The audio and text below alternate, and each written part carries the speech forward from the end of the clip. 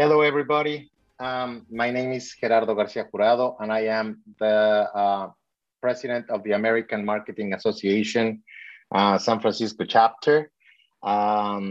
We have an amazing event for you today, marketing workshop for small businesses and micro enterprises. But before we start, I want to invite you.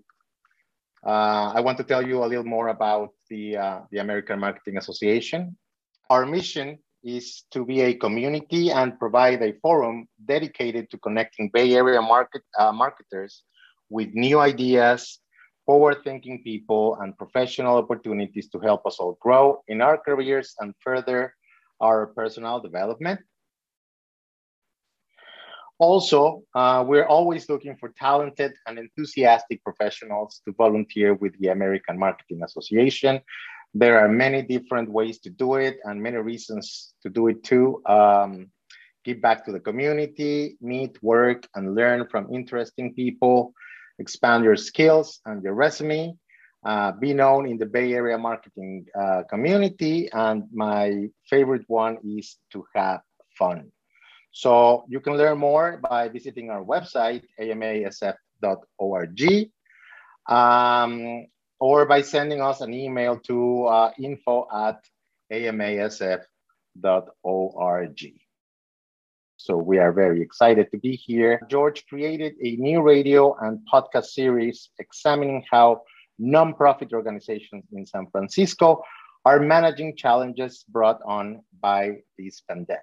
Here at the AMA San Francisco are very proud to partner today with him in supporting our great community. George, thank you very much for being here today, and please take it away.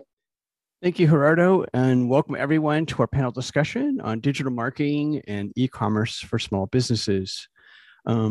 Before we get started, I wanted to just provide a little context of why we created and co-created this with this event with the team from the AMA SF chapter. I've been doing this show with Eric, our associate producers in the background, for the last 19 months. We've produced about 83 episodes now, and it's really been focused on COVID-19's impact on small businesses, nonprofits, and our local governments. So according to the San Francisco Chamber of Commerce's Economic Recovery Data Dashboard, as of June 2021, only 48% of businesses are open from the city of San Francisco's March 16th, 2020 COVID-19 mandated shutdown. And additionally, the same Economic Recovery Data Dashboard, which tracks our restaurant businesses, shows that seated diners are off by 57.9% from March 23rd, 2020's 100%. And in May 2021, San Francisco State and City of San Francisco Office of Small Business came together to study how small businesses, have survived or attempted to survive. And they found that small businesses have pivoted to alternative business models, such as online sales, 30%, curbside pickup, 24%, and home delivery, 19%. So with these depressing and interesting data points, we wanted to bring together three wonderful small business experts and two very insightful marketing experts to share what has worked, what hasn't, and answer your questions on how to achieve marketing success for your small business or micro enterprise. So let's meet our panel. I'm going to ask each panelist to introduce themselves and provide a brief overview of their businesses. Let's start with Pooja. Hi, everyone. Good afternoon. Thank you to George and AMA for having me on the show. I am Pooja Rajani Farwell, and I am the Director of Programs for Into Action. Into Action is a San Francisco-based nonprofit with a mission to engage, empower, and inspire action to promote equitable growth, build resilient communities, and achieve transformative social good. We achieve this by empowering Black, Indigenous, and people of color small businesses through programs that provide hands-on technical assistance, support around digital marketing skills. We recently launched the Sell Black program, which is a 12-week program that is designed to help Black-owned businesses launch an e-commerce platform for their own business. We're passionate about the work that we do, the communities that we serve, and advocating for the needs. And we're really happy and excited to be with an amazing panel of entrepreneurs and experts in the field. Thanks, George. Thank you, Pooja. And I'm going to start next with Michelle.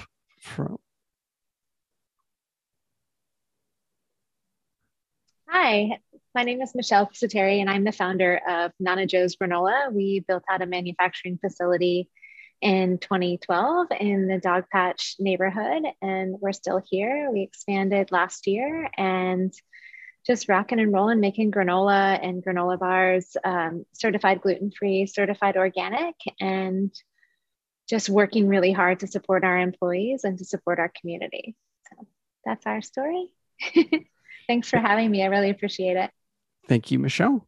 And next up, our panelist, Kristen. Hi, I'm Kristen Hauk. I'm the owner of 3 Bayview area-based restaurants, Tato, Cafe Alma, and All Good Pizza.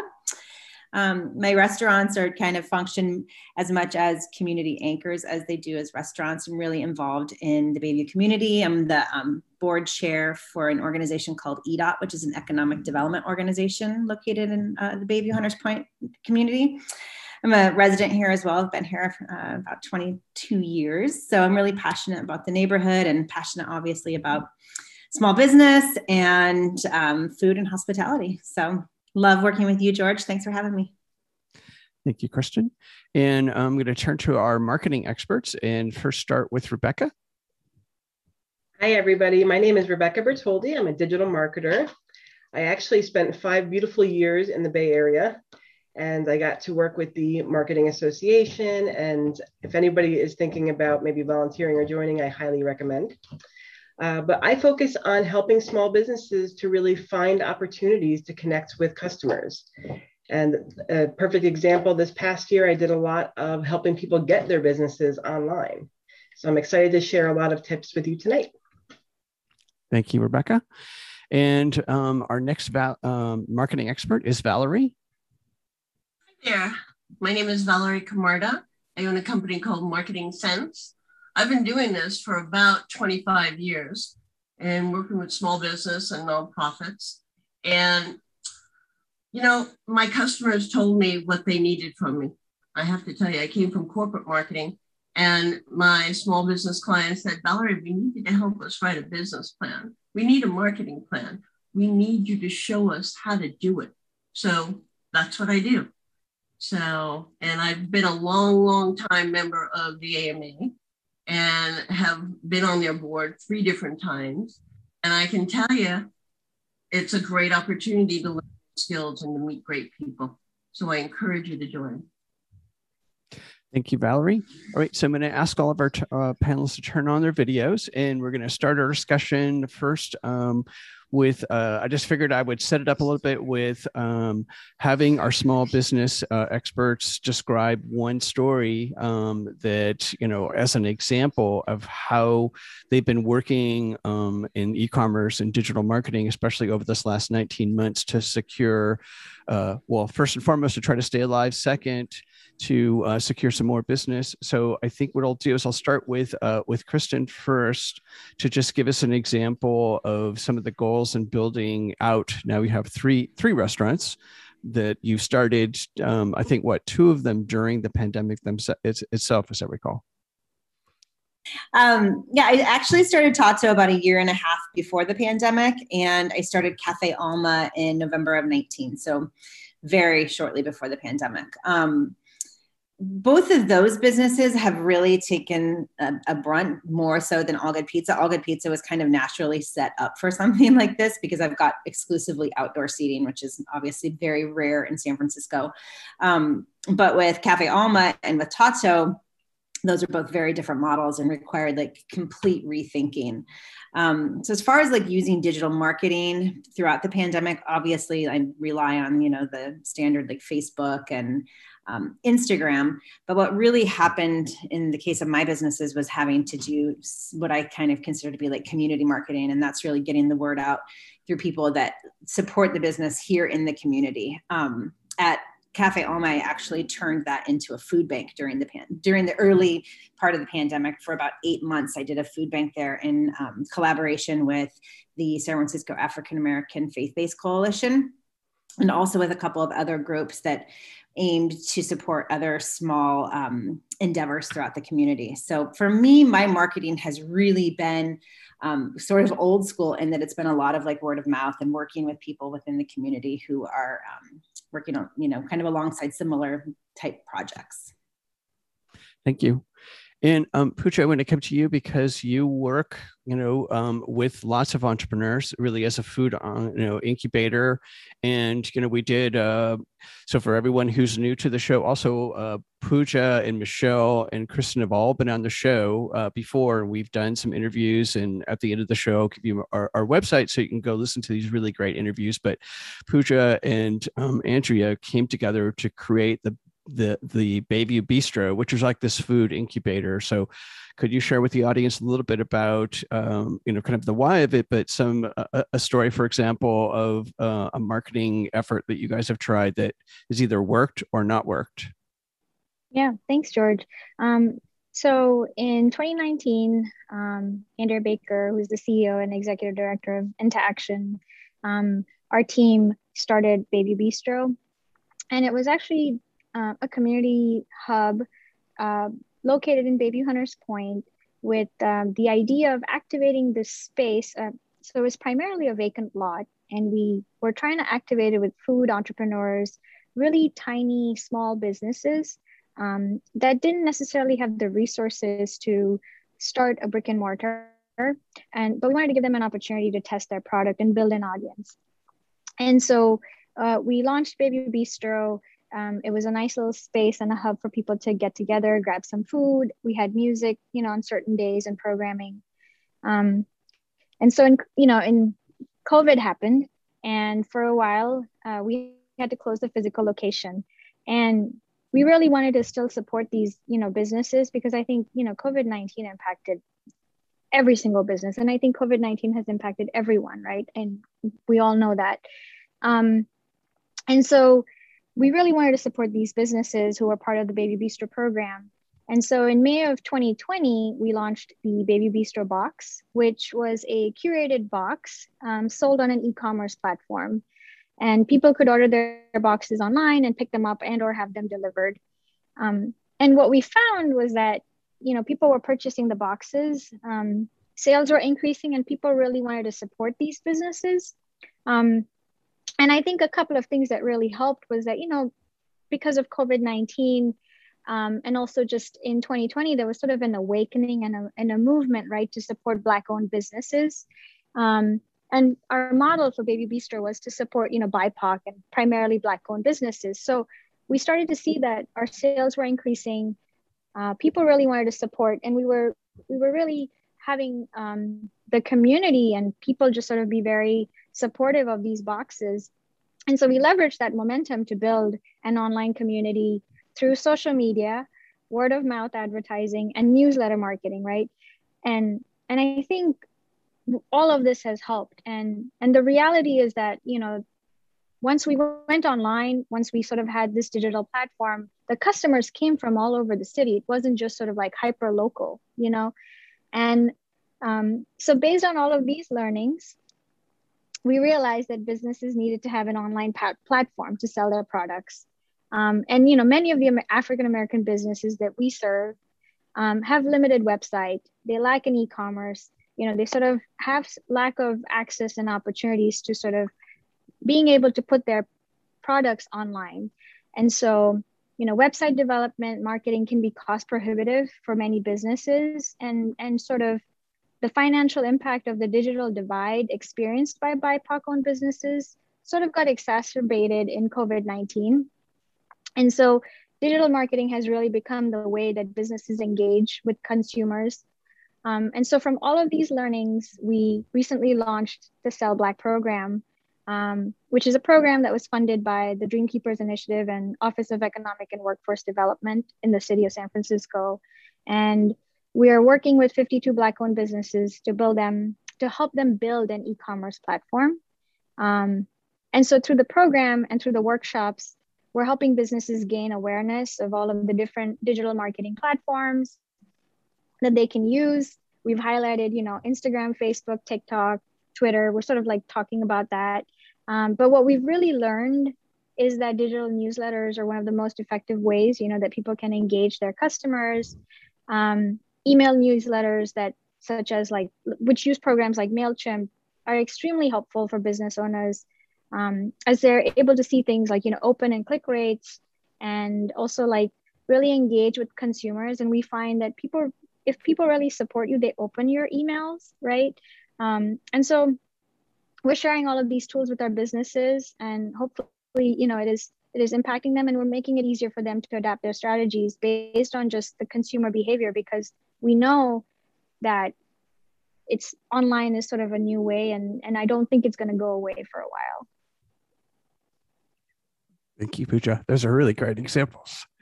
So I want to turn to Valerie first here so that kind of the next part of this exercise is really to have both Valerie and Rebecca share what they have viewed as kind of common problems or issues for small businesses and micro enterprises. And when we say micro enterprises, I think for most people, kind of a common metaphor would be the proverbial mom and pop business. So I'm going to turn to Valerie first, especially with your work with SBDC, which you can unpack yet another acronym. So Valerie, take it away. Yeah. So through my work with the SBDC, and what that stands for is Small Business Development Center. And it is part of a national organization. In most big cities, you will find an SBDC. So they offer free advisory services to small business owners if you're located in that city. So I would encourage you, if you're looking for some free, the most powerful word in any language, services, I would encourage you to go to sfsbdc.org and sign up and answer some questions, and then you'll get a call and get some help that you need. And the type of help is not just marketing help. It's help with finances, bookkeeping, digital marketing, social media. So we have a whole cadre of different services we offer free. So one of my examples for a business that was able to succeed during the pandemic is Biordi Art Imports. They were one of my clients, and maybe you've seen them. They are on the corner of Vallejo and Columbus in North Beach. This has been a family-owned business for many, many years, a couple of different generations. And the new owners, Deborah and Michael Baldini, bought the store from one of the previous owners, and they modernized it. They brought it to the 21st century. And prior to that, the store was totally relying on location. You knew where Biordi's was. He did no digital marketing. He didn't have a website. He didn't advertise. So these new owners took it upon themselves to build a website, create a database based on sales they'd made to customers from afar, and really turn their business around. I mean, they were closed for at least 6 months. And I'm happy to say that they have turned the business around, and really the word we're hearing a lot of is pivoted their business to be an online business as well. Now the store is open again, and they're getting foot traffic and whatnot from tourists and San Francisco residents. But the big deal was creating that database. And I would say that is one of the problems that we encounter a lot with small businesses, is they don't have a database. So how do you create a database? Make them sign up when they come in, offer them something free or a raffle, or, we have many techniques to get people to sign up. And, yes, they have to opt in to receive your emails, okay? So I get a lot of resistance from my clients saying, oh no, my customers don't want yet another email from me. And I beg to differ. Yes, they do. When you have a sale, when you have a new offering, new products, etc.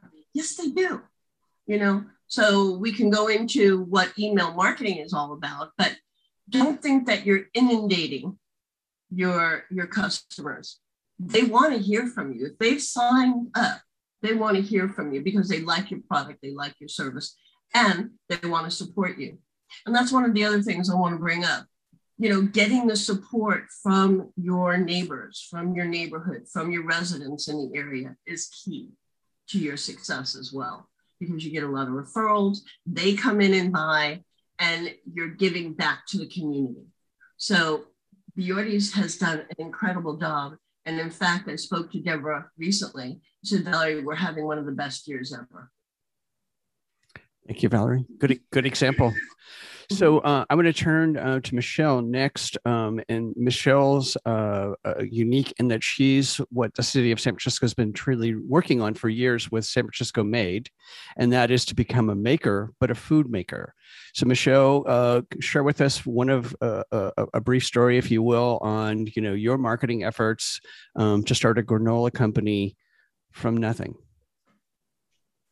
Sure. Yeah. I think our granola company pretty much has grown by word of mouth, organically. We haven't had a marketing person. We just hired somebody on in the last month, which has been pretty amazing. But we started in 2010 and we haven't had any marketing. So our growth has been all organic and really reaching out, talking to the communities, doing the farmers markets.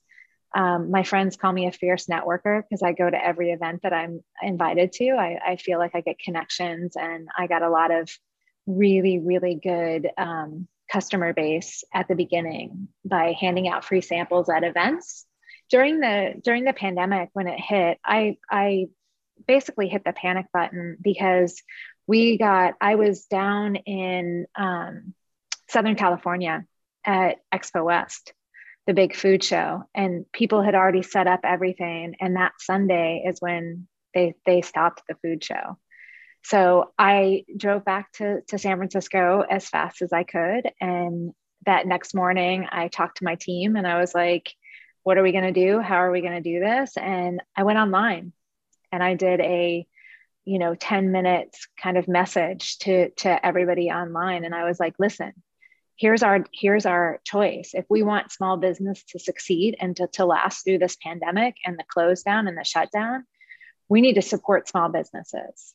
Who do you want to see standing at the end of this pandemic?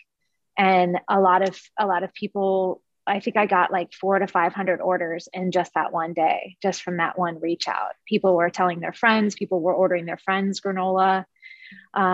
It truly helped us. And it really got me thinking about how loyal our customers are and how loyal the people who buy Nana Joe's granola are to us and how much people really listen online. It's not, a lot of times I'm like, there's only like 50 likes on the thing, but then people come up to me all the time. Oh, we saw your post. We know what you're doing. And I'm like, why didn't you like it?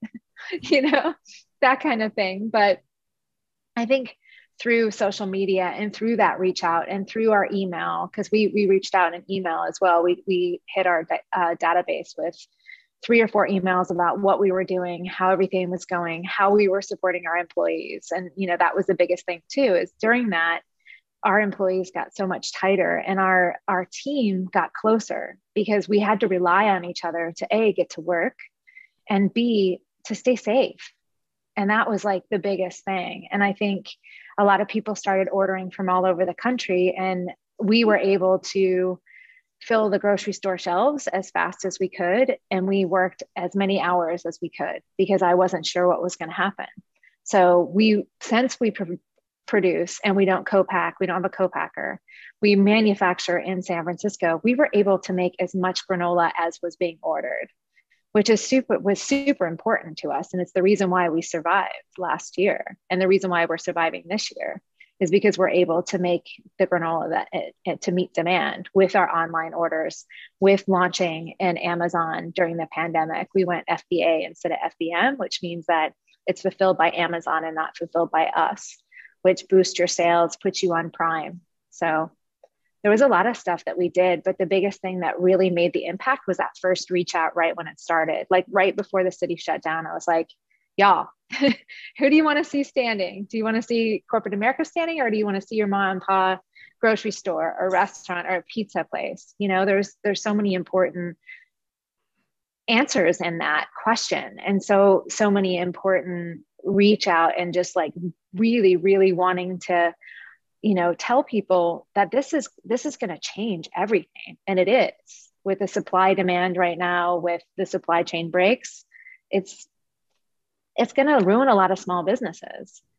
And I think that's really sad. But I think if we support each other and we support our local businesses as much as we can, I think that's where it lies. That's where the answer is. Thank you, Michelle. Yeah, of course. Great examples. I'm going to come to you, Rebecca, next, because you've spent a lot of time working your way through e-commerce land and digital marketing. So, what are some of the common, kind of pitfalls, if you will, that you see small businesses fall in the process of trying to use e-commerce as well as digital marketing to drive sales? Yeah. So some of the big things I see is that people are really not understanding their audience. And that is a huge component to marketing anything. They want to hear your story. We have a whole different generation of shoppers now. They want to hear what matters to you. And Michelle had, perfect example of that. She got on and she said, I believe in small business. And we all believe in small business, but we don't actually see it until somebody like Michelle pointed out that they're not going to be here if you don't utilize them. So there's a lot of ways that we can really look at our customers and get a better insight with them and how they're shopping. And I hear a lot of times with small businesses that they don't want to deal with that digital stuff. Like I hear that, and that is a mistake. We definitely need to make sure that we are embracing digital. We are embracing the change that's happening right now, and we can make the best of it. So I recommend that you really take a look at your customers and see where they are online. I know some people will maybe set up a Facebook profile because they're comfortable on Facebook, but is that where your customers are? Now, granted, there's a ton of customers on Facebook, so your odds are pretty good there. But if you have a younger audience, that may not be the place for you. So really look at who your buyers are. And look at the way they are, like where they are in the buyer's journey. So I have a great story to share. There was, it's not a sexy client, but it's a septic client. And he was doing phone book ads forever. And he was so reliant on them. And then when they stopped printing phone books, he didn't know what to do with himself. So he tried some online things through the phone book people, and it was getting him nowhere. And he was spending too much money a month, and it just wasn't working. So we took a look at it. And with septic, when you have septic backing up outside, this isn't a time to wait and shop around, and your yard stinks. So we set up call ads for Google for him. So when people were in distress, in that need, in that moment, they saw his ad, they click, and it calls him. I can't even tell you. We started with $50 a month budget. And now he's spending like between $300 and $400. He hasn't had a day off in months. And he actually got to a point where he said, is there any way you can make it so I don't show up first on Google? I said, absolutely not. Am I going to do that? So there's great ways to connect with your audience when you know how they're thinking and how they're going to be buying from you. And it doesn't always have to break the bank. Thank you. Love the septic story. I'm going to turn back to Kristen and actually our three small businesses here. Just I want to double back on some of the things that you have tried that haven't worked, and then in trying that, what are the things that you discovered that you've been able to utilize? So, yeah. Kristen. Yeah. Well, much like Michelle, we haven't done a lot of marketing. I've been around, I've been at All Good Pizza for 10 years. I've done very little like paid marketing. I've done a couple of things early on, like with the Chronicle or with I think it was the Guardian back then even. But I think as far as, again, we're so community centric, and so much of what we do isn't just food. It's really about supporting the neighborhood. Michelle, I think during the pandemic, I have a little piece of your success because all I ate was granola. It's all about knowing these like small businesses that you love and that you want to support, and All Good Pizza and Tato and Alma for that matter are, not different. It's really about connecting with your community and knowing the people around you that want you to survive, and in turn supporting those other small businesses. So for me, I haven't really ventured so deeply into a lot of marketing campaigns or, formal marketing. So much of my business has been word of mouth and been through connections of other business associations or organizations that I'm a part of.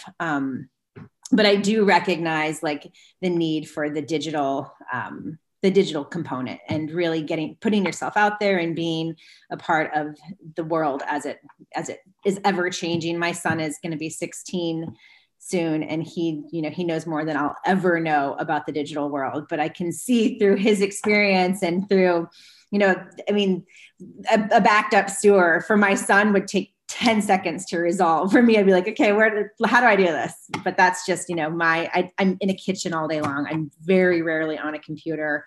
I've always worked in a kitchen. I've been in a kitchen for almost 30 years. So I don't have a lot of, I have enough experience where I can familiarize myself like that, but it just has not been my forte to be really seeking out like the digital world. But yeah, I do, as far as like what has worked and what hasn't worked, for me, it's really all been about the community connection. But I'm excited to explore other options, and definitely, throughout the pandemic, realize the need for really opening yourself to a new audience as well. Thank you. And Pooja, you work with so many, entrepreneurs, and you see them struggle, of course. And it is all about, I think what the pandemic has really shown is the digital have and have nots. And so much of business requires some form of digital presence. So what are some of the things that you and your team have struggled with or tried that didn't work? And what are some of the lessons that you learned?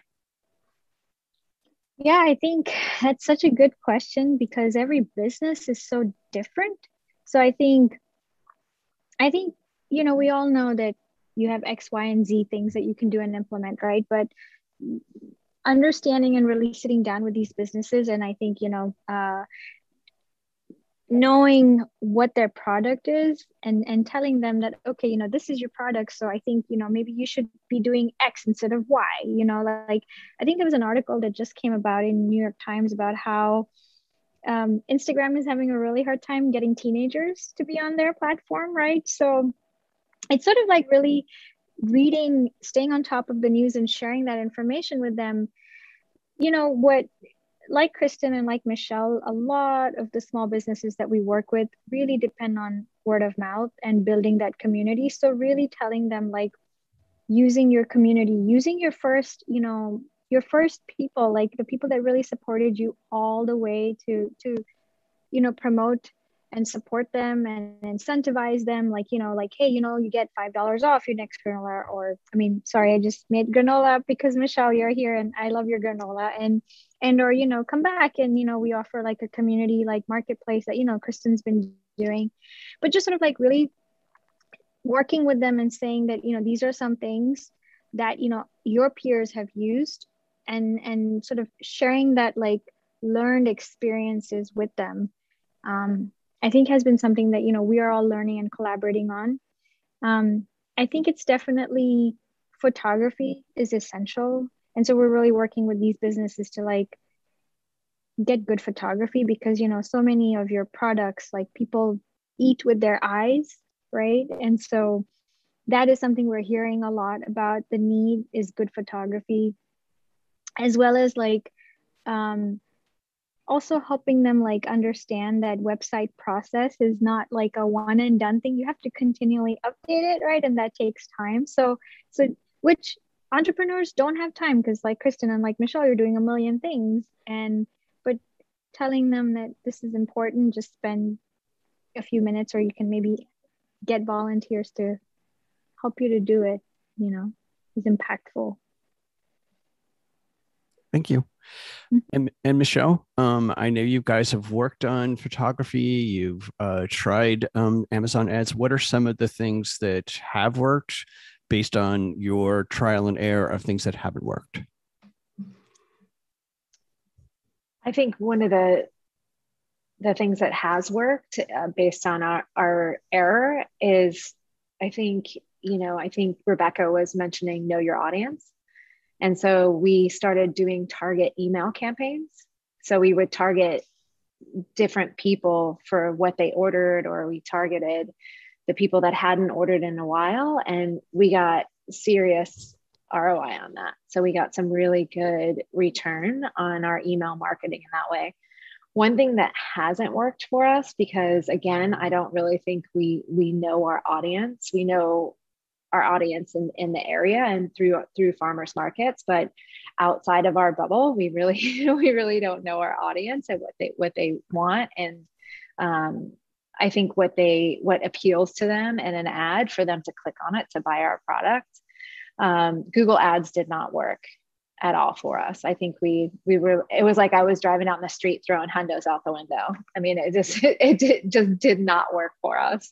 That was one of the things that I learned with that one is like, no, we have to really start getting to know our audience. And the new marketing person that I just hired, who's wonderful, we just started talking today about like, what do we want to do? Like, how do we want to present ourselves? Like, we're not old fashioned granola because it's new granola, and kind of talking about that and how we can do targeted ads with that in mind. And then doing like A/B ads. So seeing what works and what doesn't. We've been doing some of that with our emails as well. Like who's clicking on what and who's clicking on our text messaging. We got a lot of people to click on our text messaging through one picture, but not the other. And why?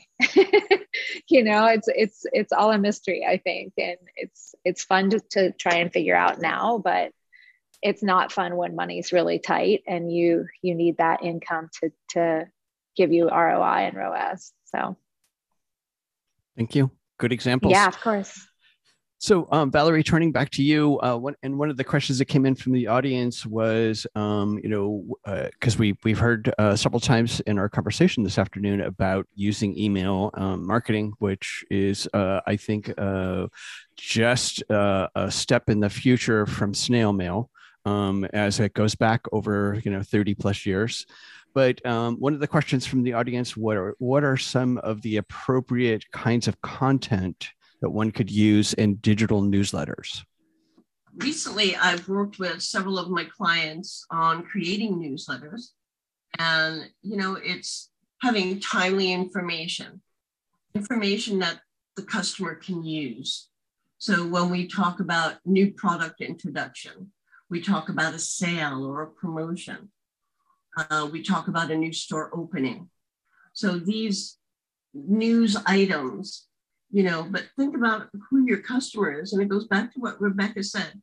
And I find this so true with a lot of my clients. They don't know who their customer is. And I've taught marketing to entrepreneurs and say, okay, who's your target market? Can you tell me? And I want demographic and psychographic information. Okay. But I'm marketing to the world. No, you're not. Segmented marketing works. So break down your various target markets and customize your newsletters to meet their needs, So the most compelling thing about emails is if you've sent them a couple of emails and they haven't kicked you out of the box, think about your subject line. It should be 50 characters or less. What is a compelling subject line? What's going to make them open? Think about when you see an email come into your inbox, what do they see? They see the name of the company or your name, and then they see the subject line. And instantaneously, they make that decision. Am I going to open this email and read it? And you've got like 5 seconds to convert them to open that email. So you want to look at, your analytics for your emails. And if you're not doing a good job with open rates and click-through rates, rethink your email strategy, okay? So again, topical. You know, one of the things that a lot of entrepreneurs don't do, and I'd like to go into more depth, George, about what they don't do that they should do, is market research. And, you know, there are ways to do market research. Primary research is research you do yourself for your specific business, okay? And that's things like intercepts, surveying of who you think your target markets are. And I say, stay away from your family and friends because they're going to tell you what you want to hear, you know? So find people that you think fit your demographic profile of target market and ask them a survey question or put together a survey. So the other thing they don't do is they don't do secondary research. Secondary research is going to the library, doing research online, and really seeing what's what. There is a directory of associations, and they're trade associations. So there's one for food companies, for sure. There's one for restaurants. There's one for marketing. So you want to tap into those associations because they are fountains of knowledge. Their websites have great information. They have newsletters or magazines or publications that you can tap into and become a member. You know, so you're getting the latest and greatest. Retailers have a great retail association. In fact, I get their newsletter. So, you know, think about those things that are not being done because, gee whiz, I don't have time. Well, you got to make the time. And, you know, we're still in COVID. We're still in the pandemic. Now's the time to push back a little bit, step aside and think, what am I doing right? What am I doing wrong? And for all those things that you're doing wrong, let's find a fix. I mean, I could go on and on, but there are others here. So, thank you, Valerie. And turning to you, Rebecca, and you know, in our lead up to our conversation today, I wanted to have you kind of walk the audience through some of the things that you've been working on with some of your clients. I loved your idea of partnering with nonprofits.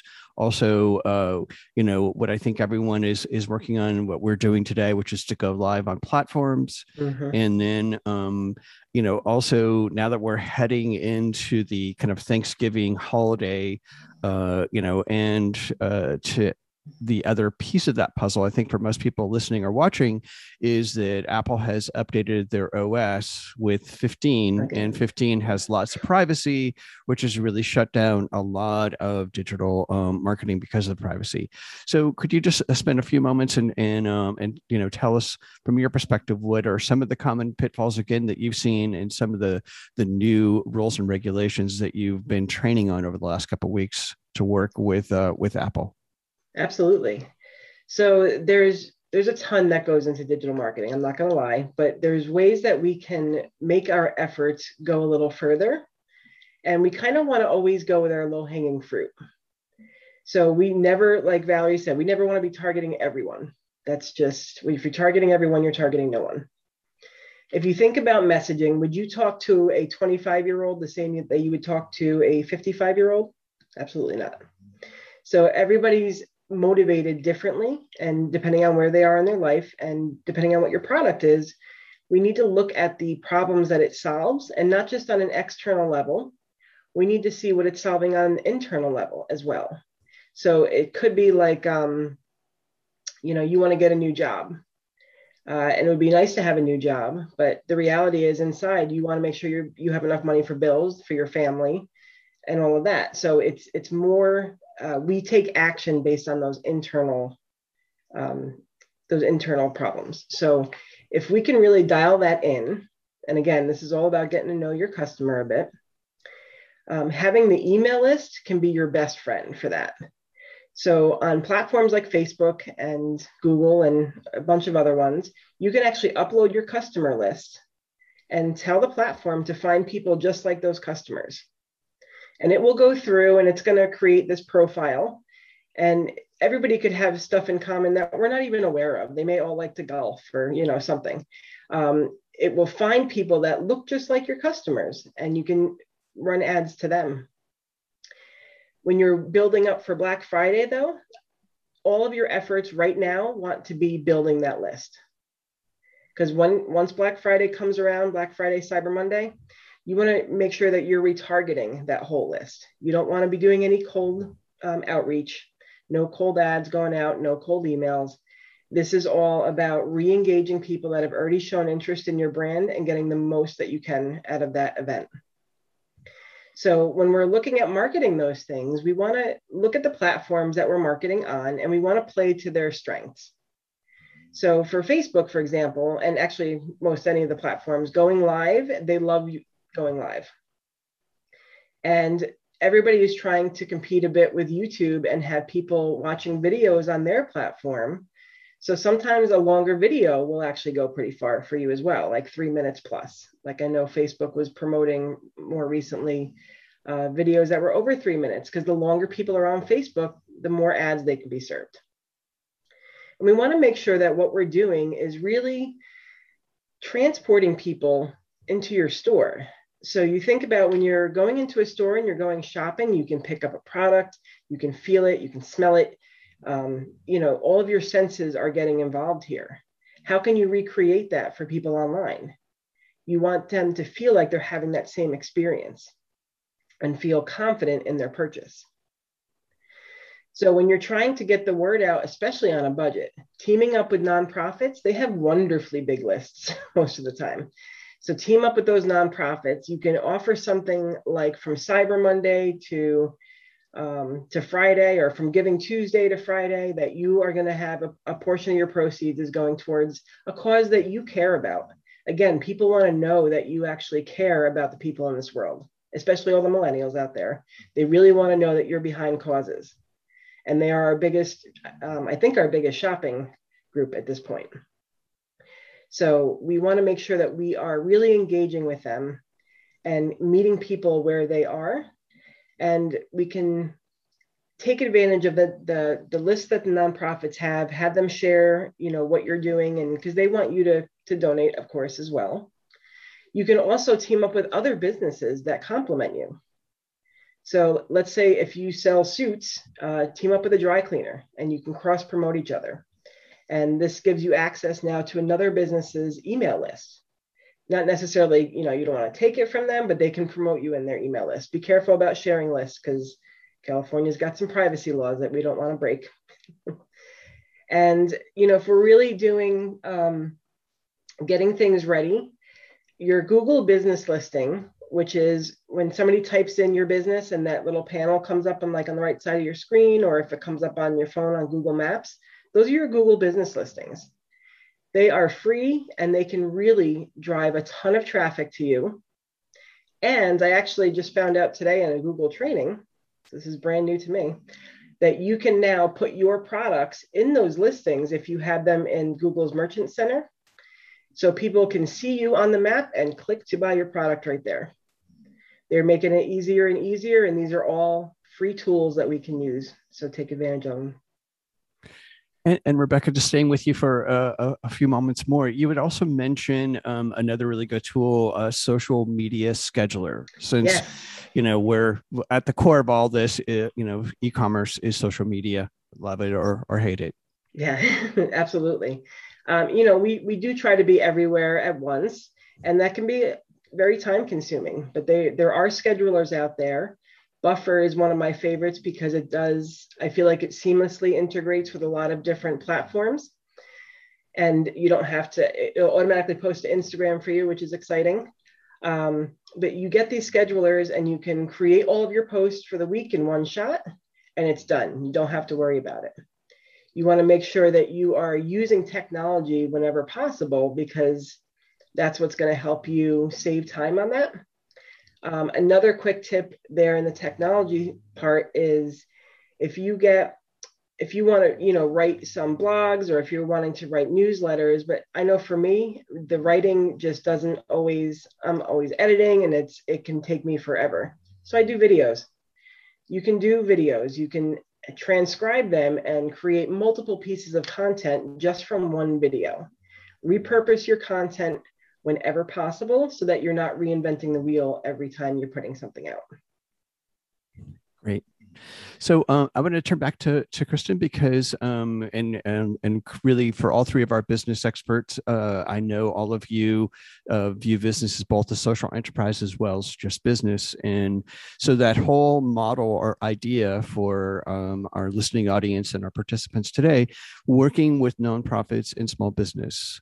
Can you walk us through, Kristen, some of the things that you've done? Because I think in our past conversations, one of the unique parts of what you've done, especially at All Good, was it's really a community center versus just a place to get a pizza. Yeah. So a lot of my associations with different nonprofits, I've been in the nonprofit world in San Francisco. I used to run an organization that helped women start small businesses, primarily in Guatemala and Chiapas, Mexico. But many of them were food producers or artisans. So I was kind of connected to the nonprofit world, but a lot of it just really honestly came from like personal passion. So like I mentioned earlier, I've been a resident of Bayview Hunters Point for about over 20 years. And I just really, I love this community a lot. I felt like there were a lot of unique organizations that were working to preserve the diversity and the integrity of the community. And it was important to me when I moved here to be really involved in the neighborhood. And one of the things after, being here for a few years that I noticed was there wasn't a lot of like public gathering space in this community. So when I sought out to start this restaurant, I knew that it had to have some component of, community place essentially. And that's kind of why I ended up in an abandoned parking lot of all things. But it really did allow me the opportunity to build this really unique spot where other nonprofits in the community and other organizations, I work with schools. We do a lot of support for different schools in the area. I work with other, just San Francisco based organizations. We've got a big open space where people can gather. And it's really been part of my, a mission of that business to offer that space to people and to be a community hub in many ways, not even related to the food. I mean, I work with other restaurants, I'm really active with other restaurants in the neighborhood for them to sell their food from my location. So it really is, again, it's networking and it's really, mutual support of other businesses and trying to find ways for people to connect in that way. Thank you. Good example. And Michelle, Can I add something real quick to that? Sure, please go ahead. I think that people forget that these small businesses, we're the ones that are sponsoring your sports teams, that are helping with school things, fundraisers, that are giving back to the community all the time. And those things really do stand out. And it's because we're proud of our community, but definitely use it to your advantage in your marketing because you are the ones that are making a difference. So make sure you're using it. Good one. So Michelle, I know from our prior conversation in our interview, which again is on our site, one of the most important parts of your business was also taking care of your employees. So during the pandemic, obviously a lot of small businesses struggle with trying to keep employees. So can you share a little bit about your model of both community and employees? Yeah, sure, absolutely. So during the pandemic, when it hit, we did give everybody raises just because I knew that just from talking to each one of them separately, that they were the only ones in their families that were working. And a lot of them couldn't reach out to get financial help from anybody and were scared to try and get financial help. So we gave them raises, paid, overtime, but also made sure that they got to work. So we did carpools during it and just made sure that they were taken care of, and that was the biggest thing. I do the Ferry Plaza Farmers Market, the San Mateo Farmers Market, and we were buying produce for everybody. We were bringing back lettuce and avocados and whatever we could from the farmers market, also to support the farmers who didn't have the restaurants to sell their stuff that they, already grew. Right? Because they had orders from, in PARS from last year and the year before that. And they had no idea that the pandemic was going to hit and they'd be stuck with all of this food that they had no idea what to do with. So in that way, I was like, okay, I'm going to get everybody, CSA boxes and try and support in that way. And I think that was really pivotal in bringing our team together too, and making sure that everybody was taken care of. And in turn, everybody started, asking, can I do anything for you and your family? And it just became like more of a community here than it's ever been. As far as like community outreach, we just did a really, really fun granola collaboration. I do chef's blends, excuse me. And we just did one with the Boys and Girls Club, and it was so fun. So Happy Moose Juice had started this program with the Willie Mays Clubhouse in Hunters Point, and they had created a smoothie called Hella Berry Smoothie. And part of 20% of the profits of that goes back to the Willie Mays Clubhouse. And each person involved in that program gets paid, $200. I think that's the most that they can get paid in that clubhouse. So we made a granola called Hella Bay Crunch. And every week, every Tuesday at 3:00, I'd get online with the youth, and we would talk about what they wanted in a granola. I sent them a bunch of samples. It was during COVID, so I still have not met any of the youth. But it was really, really empowering and super fun to be able to teach them how it is to take an idea in your head, like granola or like a restaurant or anything, and really bring it into fruition. Like, what does that all take? So we taught them marketing. We taught them how to approach a buyer. And I think that was really, really cool. And then two of them were like, I want to be an entrepreneur. Now I know how to do it. It's like, yeah, we can help you and give you some of the resources to do that as well. So I think that was really, really cool. And we're still selling it. It's awesome. It tastes like Cinnamon Toast Crunch, but healthier and gluten-free. But that's one of the ways. And then also another way that I sat on the SF Made board for a while. I sat on the board for 2.5 years as a manufacturer to kind of have that voice of, actually, here's what manufacturers think, and here's what we need, and being able to kind of drive that conversation back to how can SF Made support us. And I think that's super cool. So yeah, we really appreciate SF Made. I really, really love them. They're amazing. So that's our story, and that's how we've supported the community. And I always say community before profit. We don't step on anybody's toes or push anybody down to try and get up and ahead. We bring everybody along with us. Thank you. Yeah. And Pooja, turning to you, you and Andrea were a for-profit, and then you guys, did a proverbial reverse merger. You merged into a nonprofit. So share with us a little bit about, that, but also I know you and Andrea have worked for a long time inside the whole Southeast community of San Francisco to bring together business and nonprofits. Yeah, thanks, George. So yeah, before Into Action, Into Action was sort of founded from the for-profit Andrea Baker Consulting. And it was sort of, a lot of the work that Andrea Baker Consulting did was focused around community outreach and doing community engagement and community events and placemaking. And so just to sort of like increase the impact, again, as you said, we launched the nonprofit Into Action. And a lot of the work that we did involved doing community events, neighborhood marketplaces, that focused hyperlocal businesses, and also showcased entrepreneurs and put together like people, artists, and products together to create like community hubs, right? To create a sense of community, as well as give a sense of like, there's something happening in the neighborhood, right?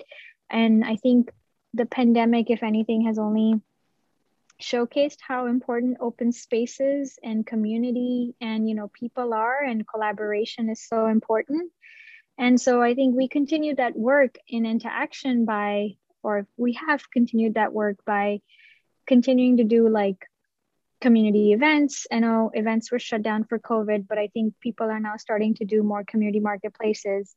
During the pandemic for Bayview Bistro, the Bayview Bistro boxes we donated, a lot of the consumers would say, hey, like we don't want the box, but they would purchase the box and we would give it to the community member or like a family in need. So we also did that part of the pandemic. And then a lot of our programs are centered around connecting businesses with resources, and supporting their needs in the neighborhood, as well as sort of like with the city and with, I think, SBDC, just sort of like connecting them. So I think we've continued that work. We're trying to provide opportunities for these small businesses to connect with people, to build an audience, grow their business, learn what the community needs, and really, really thrive, right? Historically, Bayview Hunters Point has sort of been a community that hasn't received or doesn't have a lot of foot traffic. And I know that so many of the businesses on 3rd Street, like during the pandemic, as well as even before, were sort of dealing with that loss in foot traffic. And I think like a lot of our work has centered around connecting people, resources, and just making sure that people feel safe. There's a community and also a way for them to really get to know each other. So thank you. Wonderful examples, Michelle and Kristen and Pooja. We have a question from the audience, which I'm going to direct to you, Valerie, because I think it also kind of ties back into your both your expertise and work with Renaissance Center and also the SBDC. And so one of the questions was, as a small business, do I need to hire a professional marketing person? And if I couldn't really afford that, what are some of the resources, kind of on a DIY basis? Right. If I were a small business starting up right now, I would avail myself of the free services that are readily available through the SBDC, but also through Ren Center. I was an instructor for the business planning class for a couple of years, teaching the marketing section. And they charge $250 for a 10-week business planning class at Renaissance. And it's time well spent. It really makes you think about, what's my business? Who's my audience? What are my sales projections? How am I going to deliver my product or service? So it makes you think about all these things. And I can tell you, a lot of entrepreneurs just want to jump right into it and not think about the minutia, but the minutia is so important. So, I would go to Renaissance, I check into their programs. Their website address is REN Center.org. Okay, they have free webinars as well. And you should definitely go to SBDC, sfsbdc.org as well, because they have lots of free webinars as well. So, for example, on the 26th, they're giving a webinar on pitch decks, intro to pitch decks. Well, what do you need a pitch deck for? You need a pitch deck if you're looking for money and need investors, okay? You need to know how to do that, how to present yourself to the public in a one-on-one. So that would be informative. We have all kinds of financial resources, loans, grant programs. So let's say you're located down in San Mateo County. Guess what? You can apply for a $2,500 grant through Ren Center. So check it out. So investigate these free services before you hire professionals like me and Rebecca. We're happy to take your money. But I say go through the process of working with an advisor. Learn how to work with a consultant. And there's some slight nuances between a consultant, a coach, guidance, so at Ren Center and at SBDC, we teach you how to do it. We don't do it for you. So when you hire a professional, professionals do it for you. So it all depends upon your resources, your time, and your inclination. Do you love to write? So many people don't like to write.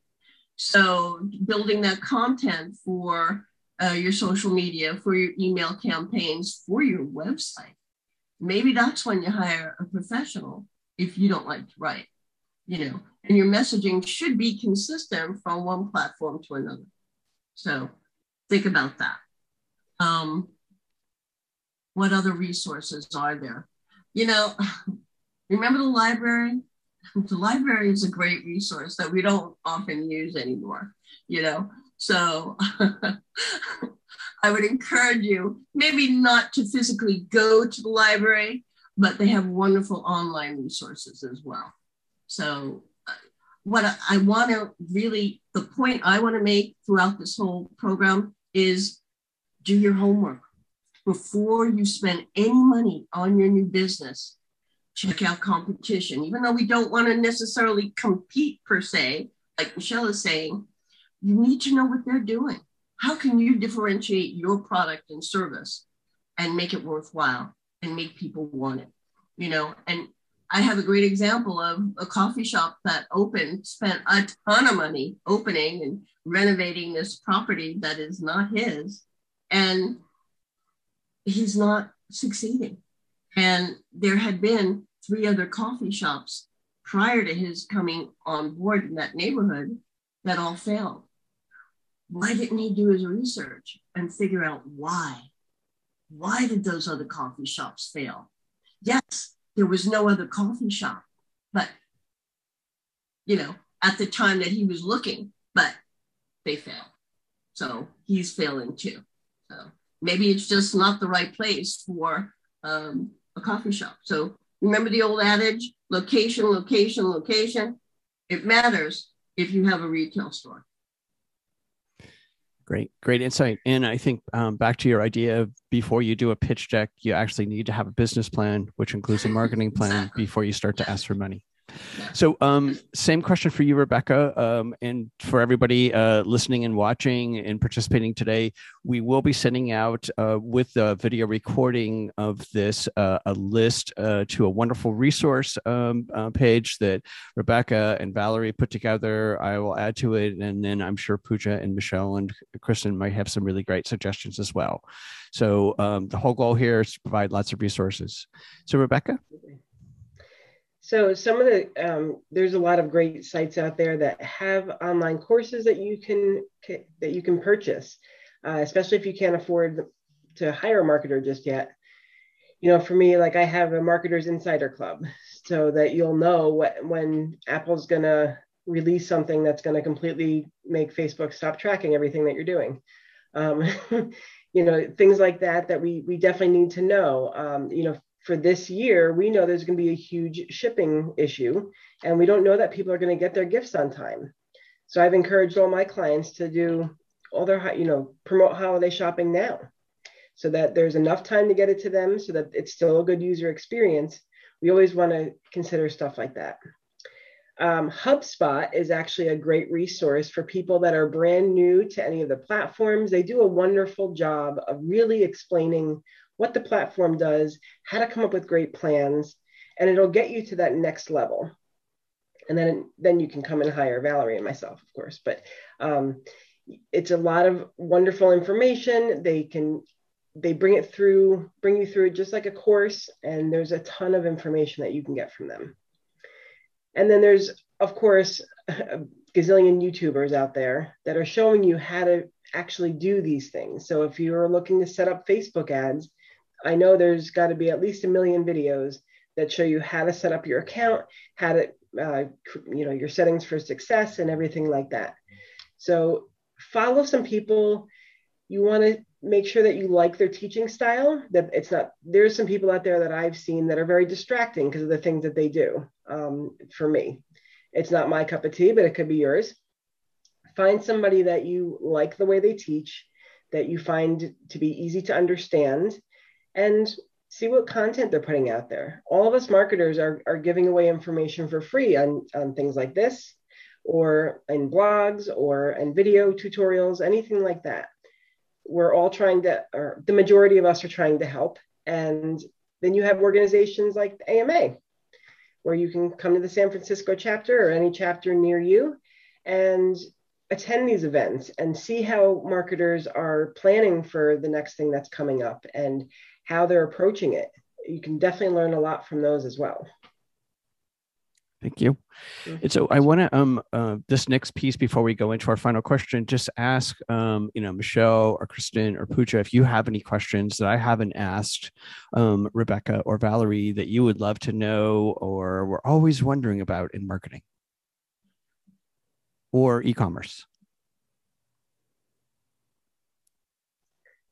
I'd like to just add one more thing. And on my resource, I have all of these listed out. When you're thinking about your Black Friday marketing or any of your holiday marketing this year, one of the things that we love about Amazon is that we can order it and it shows up the next day. There's a lot of conveniences out there that we can actually offer to customers. So maybe it's curbside pickup. Maybe it's gift wrapping. Maybe you can get a delivery person for the holiday season that won't break the bank. Maybe someone's kid wants to do it, You have those people in your world. Take advantage of the situation and help your customers to have a better experience in shopping with you and make it easy. You can also do things like package some products together so it'll have a higher perceived value, but it could be a quick grab and go for your teachers or for delivery drivers or whoever it is that you want to give a little gift to, but you're like, what do I get that person? It's there, it's ready to go, and it's easy. Make it easy for them to shop.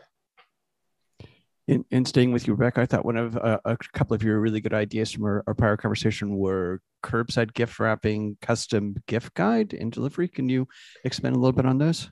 Yeah. So the curbside, a lot of people are doing that now, but keep it going for shopping as well. We know that people want the convenience. They can just stop there after work, pick it up, and and go home. But you can also offer, and this is where your email list is going to come in again, create a gift guide for them. Let them see what you have and give them ideas on who they can give it to. It's so easy to tell people how you want them to shop with you. And you believe it or not, it makes a huge difference because we are served like at least 10,000 ads a day on a regular Tuesday. When you get into the holiday season, that's going to double at least, especially, with everything being online. So we want to stand out. And if you have that direct line to their email box, you're getting past all this noise online and you're saying, okay, here's what I can offer you. And here's how I'm making it easy for you.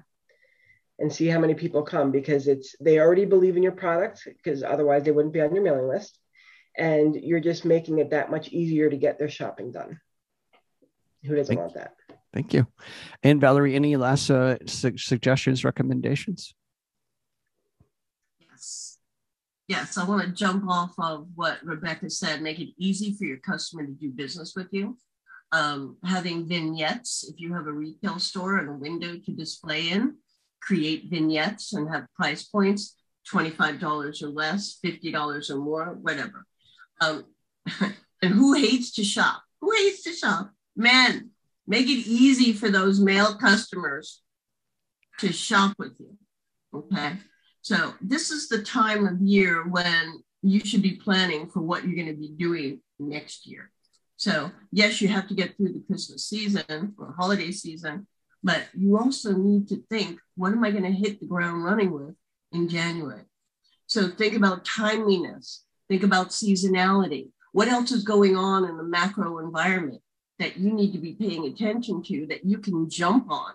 What's top of mind right now? What are you hearing in news stories? Play off of that. And it will help increase the memory of your product and service. All really great nuggets there for everybody. So I'm going to turn to the final question for everyone. And this is a question I've been asking for the last 19 months in all of our interviews. And that is, everyone kind of heard me read some of the statistics of literally only 46 businesses still coming back in San Francisco. But, we've been in this pandemic. So what would be some of the positive things that you could see coming out of the pandemic and our economic, now it's coming back relatively, to support your organizations and programs and the clients that you serve? So I'm going to start with Pooja. I was hoping you wouldn't start with me first, but that's why I did. So I think I had mentioned it, right? The COVID-19 pandemic really highlighted sort of the differences in sort of like and sort of the disadvantages that Black owned and, basically BIPOC businesses face, and there's been a sort of general awakening to support these businesses. So I think that has definitely been something that has been pivotal as well as sort of instrumental in the work that we are doing. And we are seeing a greater need to support these businesses as well as a greater sort of resilience, right, in this community being and like programs being developed to support these businesses. So I think, just continuing to work, we're working with these businesses, we're working to highlight them and their products. I think what everybody can do is, support local businesses, because I think, we all know that your community, your neighborhood, your local businesses really need you.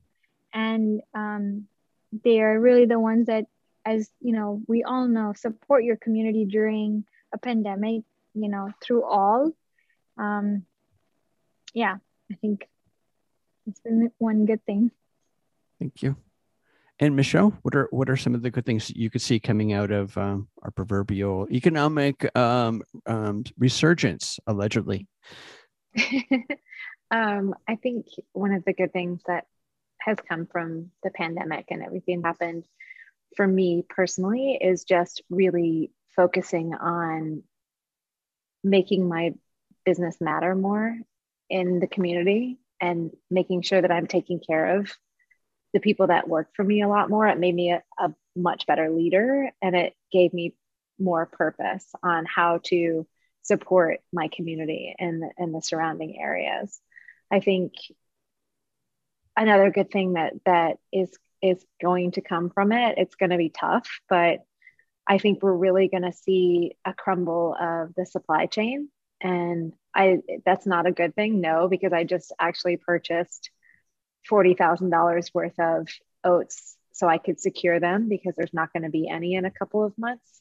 So that's not the good part about it, but I think we're really going to start, our eyes are going to open to, like, that food has grown, and it's we're not used to thinking about where our food comes from. We're not used to thinking about how it gets to us. And I think with the supply chain break, I think it's going to open up a lot of eyes on food, on how we nourish ourselves and how we feed ourselves. And I think that's really, really going to be pivotal, and how we feed our families and how we feed each other in the community. Like, where is all that food waste going to? And I think that's something that is going to be good that comes out of it.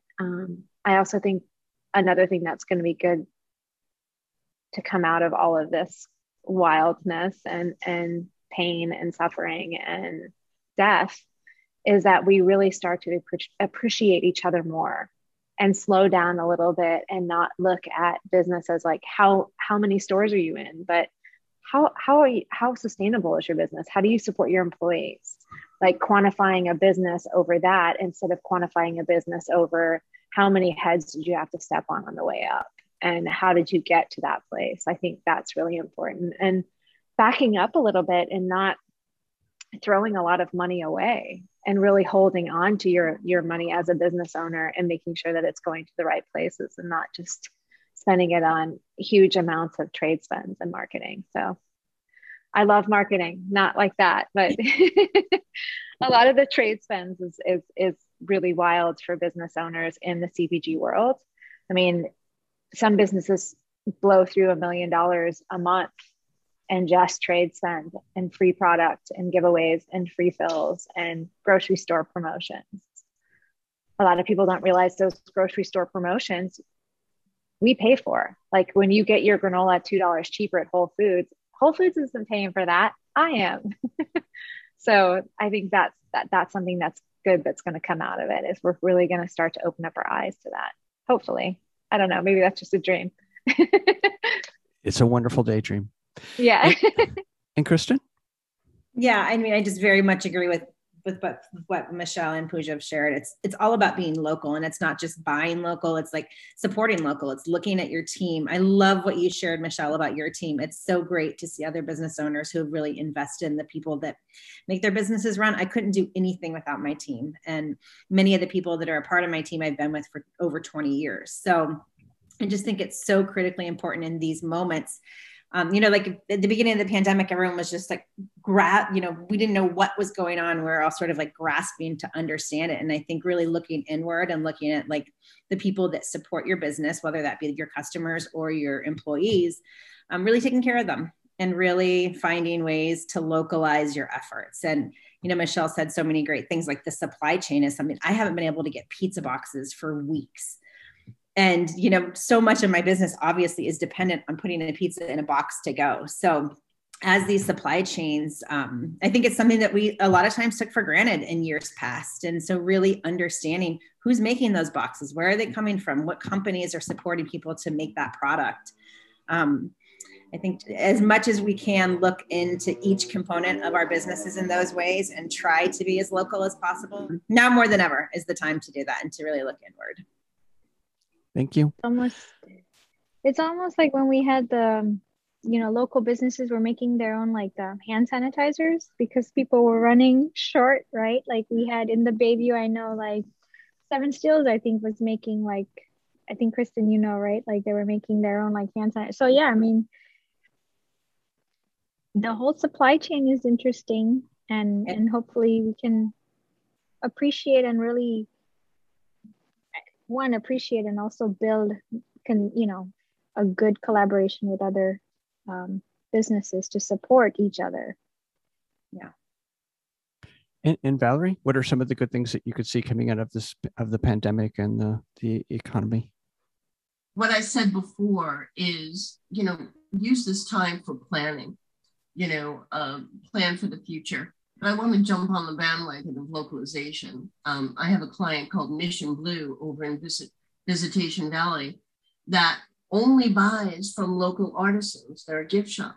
They're not going to have a supply chain problem come this Christmas. So, think that through. I think Buy USA may be one of the lessons we learned during this pandemic and supply chain horror. So that's my tip. Thank you. It's a good one. Buy local. What a concept. Yeah. So Rebecca, I'm going to finish off with you. We did have one final question that came in through the audience, and that is, do you have a particular recommendation for a platform for gathering addresses and sending out email newsletters to small businesses? So it depends on the type of business. Sometimes for the majority of businesses, MailChimp will do pretty good. And the reason I recommend that is it's pretty user friendly, but it also connects to other platforms. Like it connects to the back end of Facebook ads. So if you do a lead form on Facebook, it'll go right into your CRM there. And then sometimes for the e-commerce businesses, Klaviyo can be better for that. Great. And then as far as what I hope comes out of the pandemic, and in my experience, this is already happening. I have seen a tremendous amount of support from other business owners coming together and not being so competitive. And I really feel like, because being a business owner can be really lonely sometimes. Our families don't understand the struggles that we go through. And they're like, yeah, you'll do it. But another business owner is like, I know, and this is how I solved that problem. Or, they're able to give such better insight. This year, I was able to, I learned about and joined an organization called the Polka Dot Powerhouse. And this is for women only. But I have connected with women all over the world who are killing it. And like, these are the women that we want to be when we grow up, and they are just so supportive. And I have a local chapter here in Connecticut. These ladies could not be more supportive or more on my side. And I know that they have my back every step of the way. And I know that if I ask for anything from the group, it comes in like tenfold. So really having that support and being able to connect with people all around the world that I never would have connected with otherwise because those channels weren't available or weren't as mainstream. All really wonderful insights. So we've run out of time, and I wanted to thank our panelists, Michelle from Nana Joe's Granola, Kristen from All Good Pizza, along with Tato and Cafe Alma, Pooja from Into Action, and Valerie from Marketing Sense, as well as Rebecca from Rebecca Bertoli Marketing Company for their participation in this highly informative and highly informative panel discussion, as well as everyone's really great insights. We hope that you, the audience, have found one marketing or e-commerce tool that you can use for your business or nonprofit to help you create more sales or donations for the upcoming holiday season. We'll include a link to the resource guide with a link to the video recording for all of our participants. And this panel discussion will be broadcast on KSFP 102.5. And you can listen to interviews with Pooja, Kristen, and Michelle on georgecoster.com. And then just click on the Voices of the Community link, and you can listen to all 83 of our episodes. Lots of really wonderful stories. So I'm going to turn it back to Geraldo and to close out our live show. Thanks everyone for participating today. Wow, this was amazing. I want to point out two things that I think it's interesting. First and foremost, we have never, or at least I can't remember when we have had an hour-and-a-half webinar at the AMA and have 75% of the people stay, the attendees. So this is a record. And also, I want to point out that you, George, brought how many women, powerful women, to this great event. And that is a beautiful example of, the power that women has and how they can change the way we work and the way we see things. And I want to thank you for doing that. This was amazing. Of course, these are all great professionals and business owners and the big examples for all of us. Thank you very much, George. Thank you very much, everybody else. I just want to say, thank you also for the help of Irene Sanchez, who's part of our team, Eric Strada, which is part of yours, that he was driving the whole thing behind the curtains. And I just hope to see you and all our friends back in our next event. And thank you.